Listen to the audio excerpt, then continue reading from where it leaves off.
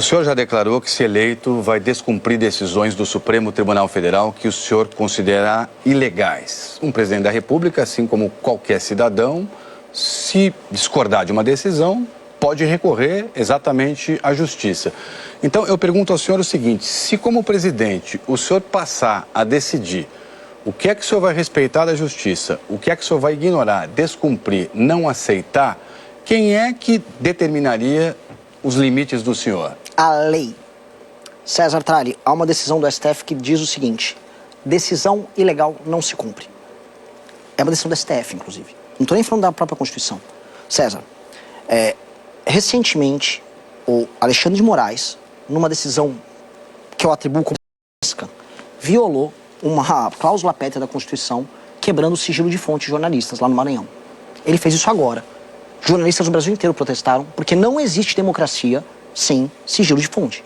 Não há como ter. Imagina se revela um sigilo de fonte aqui da Rede Globo. Quantas investigações, quantas matérias fundamentais para a manutenção da democracia não teriam caído. Ele derrubou o sigilo de fonte. Isso é cláusula pétrea. Só para quem está entendendo. Sigilo de fonte tem o mesmo status quanto, por exemplo, pena de morte.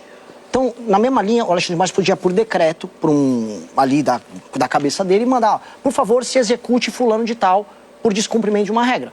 Tem o mesmo peso de eliminar o sigilo de fonte.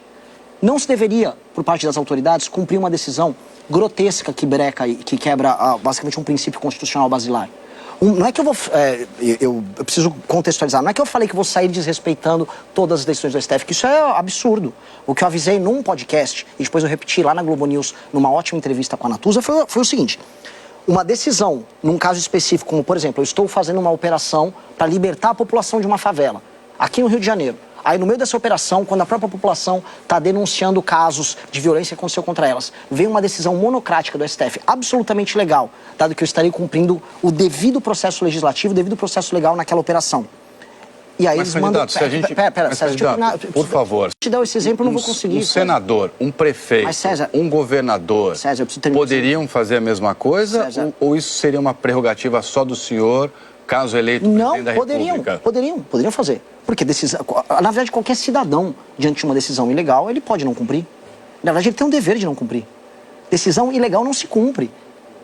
Decisão ilegal não se cumpre.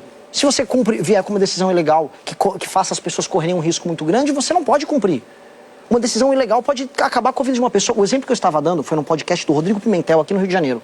Foi: se eu estou no meio de uma operação policial e vem uma decisão monocrática e eu cumpri todos os ritos formais previstos na nossa Constituição e que são basilares para a nossa democracia, se vier uma decisão monocrática falando não, pare tudo, e isso vai colocar em risco a vida dos moradores daquela favela, eu não vou cumprir.